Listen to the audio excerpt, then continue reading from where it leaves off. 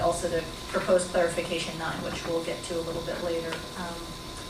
Item number 10, again, regulations for critical areas. This is an exception to the standard buffer. This is, again, what we call the common line buffer provision.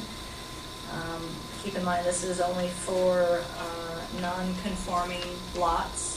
And you can see the added text that Ecology recommended. Essentially, we agreed, but we did a little more clarification because the part that did read standard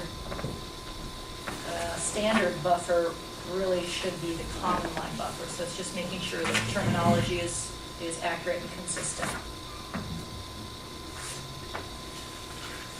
Okay, yeah. So when you do the common line buffer, would you say that is now the buffer, or would you say, no, the buffer is still 150 feet, but you're allowed to do this? The standard buffer is always 150 feet, but you can end up with an adjusted buffer by means of the common line buffer provision, the critical areas buffer averaging, the critical areas buffer reduction. So there's a number of ways you can have an adjusted buffer. So the default buffer is really 150 feet, but you could end up with a buffer all the way down to 0, theoretically.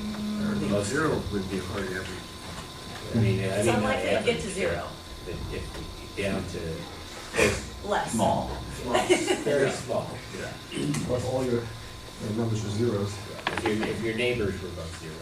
Philip? And on the common line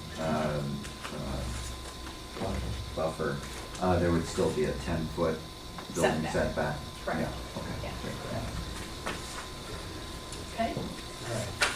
Item 11, these are regulations for residential docks. This is in the boating facilities section of Article 7. Let's see, Ecology recommended, actually, you know what, this was just renumbering. There's that second paragraph, you can, in the ecology column, you can see it's item 9, and then there's a second paragraph or sentence, no, so 2 sentences. We just agreed and essentially revised the formatting, so it's an item 10. It's not just a random section of text sitting there. We want all text to feel important and therefore numbered. Item 12, regulations for primary residences. This is in the residential section of Article 8. You can see that Ecology recommended some added text there regarding shoreline armoring for accessory structures or structures that are accessory to residential use. And while basically we do agree with that, the alternative proposal was simply to strike the word pedestrian. That was sort of an older terminology that was just missed. And so the terminology used throughout the document is beach access structure without that word pedestrian, but otherwise basically agree with Ecology's recommendation. In the last sentence, you've got residential. Thank you. Yes, that's the other difference. Okay. Okay, item number 13. Let's see, now this is another aquaculture regulation, so we might hold that until we have the full aquaculture discussion. Okay. And item 14, this is in Article 10 regarding violations and penalties. This is simply the Ecology's recommendation was to strike the words a regulatory order because I just think that wasn't actually legally accurate. We agreed but proposed the alternative of, yes, striking those words, but then going on to add that text at the end of the sentence and reference the RCW to make sure that it's clear and consistent. Okay. And then we move into the additional revisions proposed for clarification. So these are things that Ecology didn't say anything about, but between staff and board, wanting the document to be as crisp and accurate as can be, we're proposing these as well. So item number 1, regarding SPADs and vesting, the clarification would be to add the language you see there, just to make sure that it's very clear that the county will honor buffers and setbacks established by existing plats, preliminary plats, issued permits, binding site plans, and site plan approval advance determinations, or development agreements for that matter. So this is just simply enacting some language you expressed to the state during their comment period. Item number 2, also regarding SPAD's investing, basically just another location of adding that same language. I believe one is a policy and one's a regulation, so making sure that that language is consistent in the document. Okay. Item number 3, simple clarification, delete the word than. Item number 4, again, simple grammatical, changing the word as to a. Item number 5, simply adding a few words to clarify that we're talking about a commercial or public activity in terms of the definition for shoreline recreation. Item number 6, a clarification for the definition of residential development, adding text there that's clarifying non-transient occupancy, including single-family, multifamily, and creation of new residential lots by land division.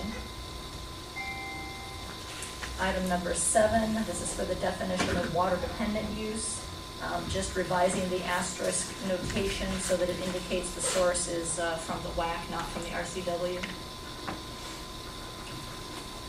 Item number 8, this is exception to the standard buffer. Again, this is the non-conforming lot provisions.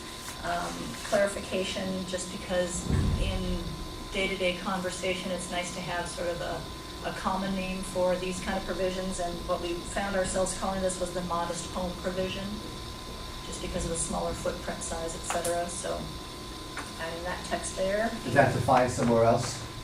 Could someone find the phrase modest home provision elsewhere in the SMP?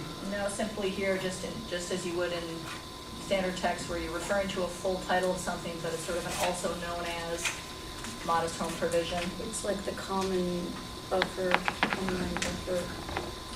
It's Would like, there be any value to putting it in the caption of whatever section defines it somewhere else in the SMP? that is where this text revision is proposed for that line 28, where it's the title, non-conforming lots, development allowed without a variance. Oh, that is the title provision. Oh, okay. Yeah. Sorry. Okay. Okay, and then just a slight change to that internal reference, adding the 6 there. Item number 9 actually occurs in a couple different places, definitions in Article 2 and then vegetation conservation regs, and specifically the view maintenance section of Article 6. Proposed clarification, and the board may recall the discussions about this, adding the description of diameter breast height. Means the diameter of a tree at 4.5 feet above the ground measured from the uphill side. This is consistent with State Department of Natural Resources, standard forestry practice. Then also adding text to item 3 sub Roman 1 regarding hazard tree and tree topping is prohibited when the main stem or trunk is over 3 inches in diameter at DBH, diameter breast height. And then the other text change there to item 4, Roman 5, is maintenance trimming, and again adding the reference to DBH, just to be consistent throughout all of these. Okay.